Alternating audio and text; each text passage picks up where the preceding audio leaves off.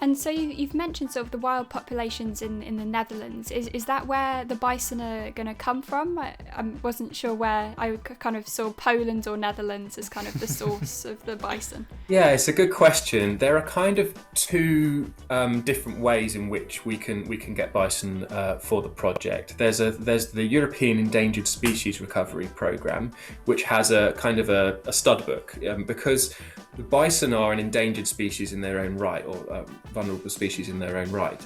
And so they actually declined, well, they completely went extinct in the wild nearly 100 years ago, where they actually reduced down to 54 individuals. And so at that point, they all got brought into captivity. And then I think it's only 18 pairs of they're actually bred. So they went through this really severe genetic bottleneck. And so the breeding now, in order to make sure that they don't have too many genetic issues, is very carefully managed. And that European Endangered Species Recovery Programme manages all that breeding quite carefully, puts together the right animals so that we can continue to have that kind of genetic diversity. And so that's one way that we can go down to source those animals. They have animals in various projects all across Europe. There's one other as well, sort of Arc Nature, that have the extensive grazing projects in the Netherlands. They also have bison in a sort of separate stud book program as well, so we could source bison from there. The key thing for us, because there are only limited numbers of populations of bison in Europe, we kind of know where they all are. Yeah. There's not that many people involved in working out where these bison go. There's no hidden bison. Yeah, it's making sure that those bison are a functioning herd before they arrive. The last thing we want to do is put a bunch of individual bison that have never met each other before into a foreign site. They don't know where they are. They wouldn't necessarily know how to behave with each other. They wouldn't necessarily know how to find food.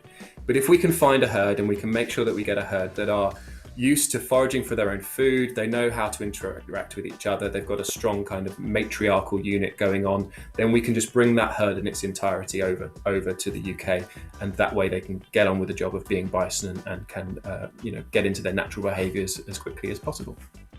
So how many animals are you looking to bring over? So obviously bison herd numbers are quite flexible, as I understand. There's a bit of fission fusion going on. How many animals are you thinking will suit in Wild Dublin? As I said, the critical thing is that they are a functioning herd unit. So there's some flexibility in the actual amount of numbers, but we're talking less than 10. We're talking probably 6 or 7 animals, something like that. One bull and a matriarchal female, and then some younger cows with her too. So we're talking a small number of bison. The idea being that they will have roughly 200 hectares to roam in. This is an incredibly low stocking density. We're starting really, really, really, really low. And that means that those bison can breed naturally over time, which is better for their kind of natural function, doing their natural behaviours, getting on with being bison. And that way, we can grow that population slowly, and we can move animals off-site as and when that population grows. That sounds fantastic. I mean, if we could get some native-born bison back in the UK for the first time, that would be incredible. Yeah, absolutely. Yeah. So, I mean, as I said, we're kind of paving the way, and bison breed relatively slowly. So we've got some time to work this out in terms of when we won't reach capacity on the site for a good number of years, and by that time, hopefully other UK-based projects will be there waiting for bison to come along, so we can have a UK-based program of bison being moved around. But if not, there are other projects in Europe that need bison all the time, because, as I say, that breeding is being carefully managed across the whole continent. So yeah.